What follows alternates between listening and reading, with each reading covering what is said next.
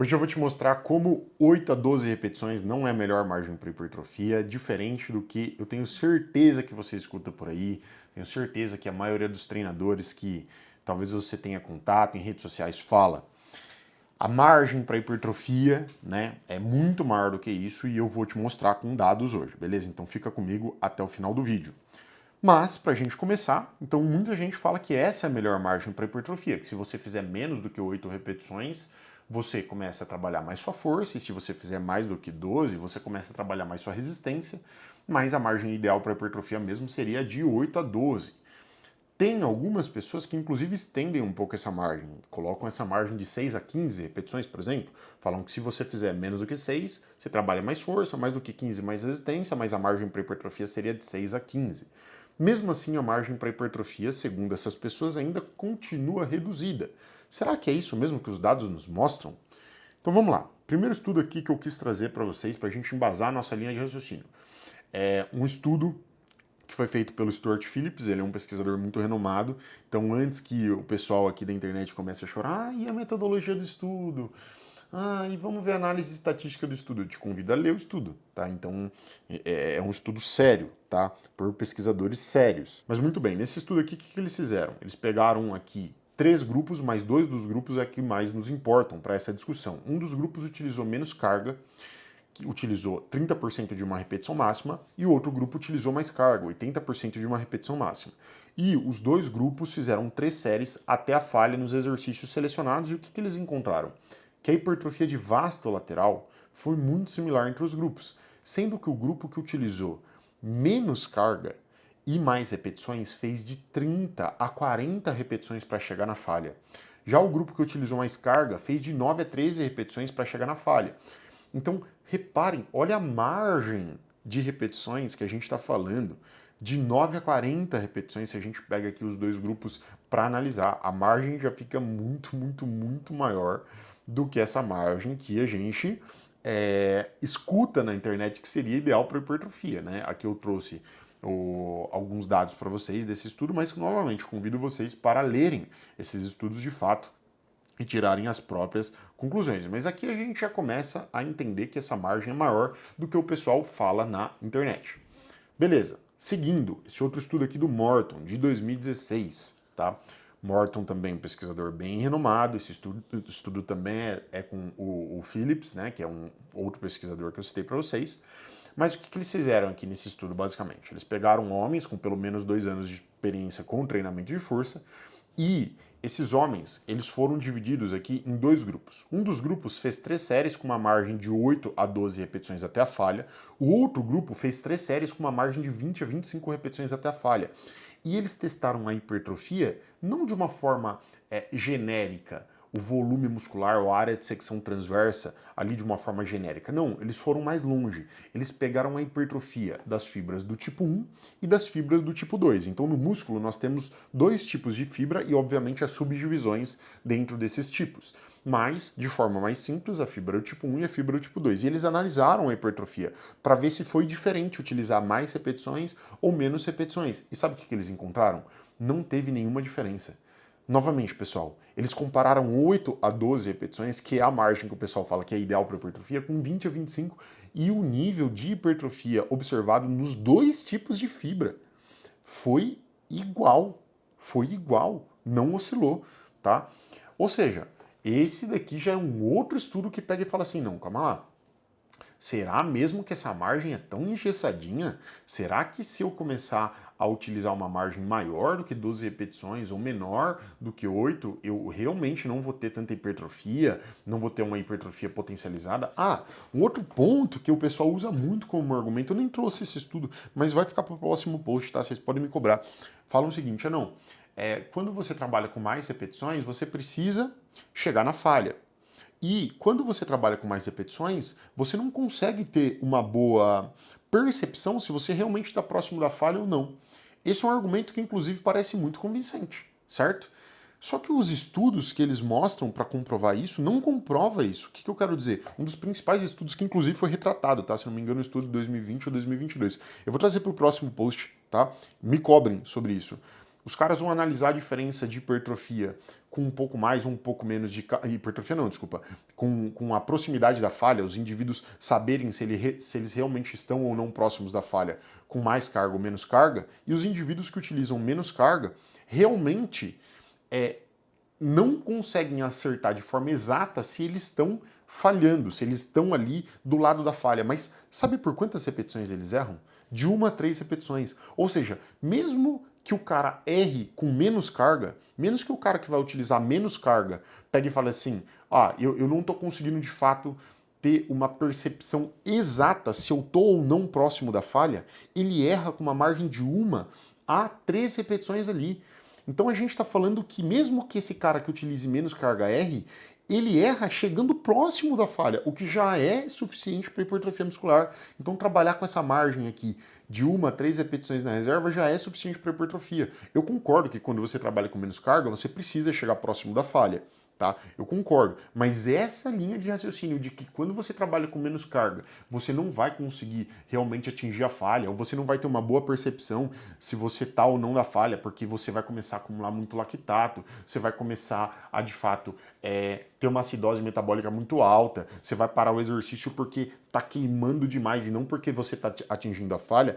Isso não é algo que a gente pode embasar nos dados que nós temos hoje, beleza? Tudo bem, utilizar mais carga, os caras realmente têm uma percepção próxima da falha ali, a acurácia, se eles realmente estão próximos da falha, um pouco maior. Só que mesmo quando a gente trabalha com menos carga e mais repetições, ainda assim esses caras chegam muito próximo da falha, beleza? E os resultados já são suficientes, então a gente não pode utilizar esses dados. Tem vários outros dados dessa galera que fala que mais repetições vai gerar uma fadiga no nosso sistema nervoso central maior, que são outros pontos que eu vou rebatendo em outros vídeos aqui, tá? Senão esse vídeo aqui vai demorar uma cacetada de tempo. Mas não é isso que é o fator determinante para saber se você vai ter uma hipertrofia potencializada de forma crônica, né? Até porque fadiga no nosso sistema nervoso central vai ser gerada por outras condições além de maiores repetições, ok? Vai ser gerada de qualquer maneira. E isso, falar que isso atenua a hipertrofia de forma crônica, que isso vai prejudicar a sua hipertrofia de forma crônica, é uma extrapolação que a gente não pode fazer. Mas continuando aqui, tá? Próximo estudo. O que eles fizeram aqui? Esse estudo com brasileiros, ok? O pessoal da USP, o Valmor, também tem o Schoenfeld, que é um pesquisador bem famoso. E o que eles fizeram?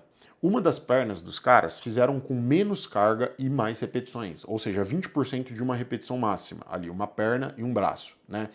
E o membro que fez com mais repetições e menos carga foi o membro que foi utilizado, né? Foi a margem de repetições e a carga que foi utilizada para equalizar o volume com o outro membro. Então, por exemplo, né, se você fazia uma determinada margem de repetições e uma determinada carga com um dos membros fazendo as séries até a falha, a gente pegava e fazia 40% de uma repetição máxima com um outro membro, só que equalizando o volume com esses 20% de uma repetição máxima, entendeu? Então, uma perna realizava ali, um membro realizava 20% de uma repetição máxima, com uma determinada carga, com uma determinada margem de repetições e ia até a falha com essas 20% de uma repetição máxima, e o outro membro utilizava 40% de uma repetição máxima, ou 60% de uma repetição máxima, ou 40% de uma repetição máxima, só que equalizando o volume com essa perna que fez 20% de uma repetição máxima. Então o volume foi equalizado. Só que a perna que fez com 20% de uma repetição máxima, que é muito menos carga e muito mais repetições, foi a primeira que fez, para depois as outras pernas que foram fazendo com mais carga, né? A outra perna que foi fazendo com mais carga, o outro membro que foi fazendo com mais carga, e equalizando o volume. E o que eles encontraram aqui, tá? Então vamos olhar ali a margem de repetições. Quem fez com 20% de uma repetição máxima fez acima de 50 repetições. Agora, quem fez com 40% de uma repetição máxima fez acima de 25 repetições. Quem fez com 60% já ficou ali numa quantidade um pouco menor. Quem fez com 80% um pouco menor. Só que a margem de repetições utilizada foi muito maior do que de 8 a 12. Né? A gente tem uma margem que foi muito maior. E eles encontraram que quem fez com 20% de uma repetição máxima, ou seja, quem utilizou pouca carga e uma quantidade de repetições muito alta, realmente esses indivíduos não tiveram a hipertrofia muito potencializada. A hipertrofia desses indivíduos aqui não foi uma hipertrofia das melhores. A gente vê isso daqui, né, através desse gráfico que eu trouxe. Agora, todas as outras, todos os outros percentuais trabalhados, 40% de uma repetição máxima, 60 e 80, tiveram uma hipertrofia muito parecida. Tá? Um aumento ali na área de secção transversa muito parecido. E vamos pegar os indivíduos que fizeram 40, 60 e 80% de uma repetição máxima, vamos ver aqui a margem de repetições que eles fizeram. Olha essa margem de repetições que eles fizeram, galera. Olha isso daqui. Os caras fizeram uma média ali de 28 repetições, quem fez 40% de uma repetição máxima.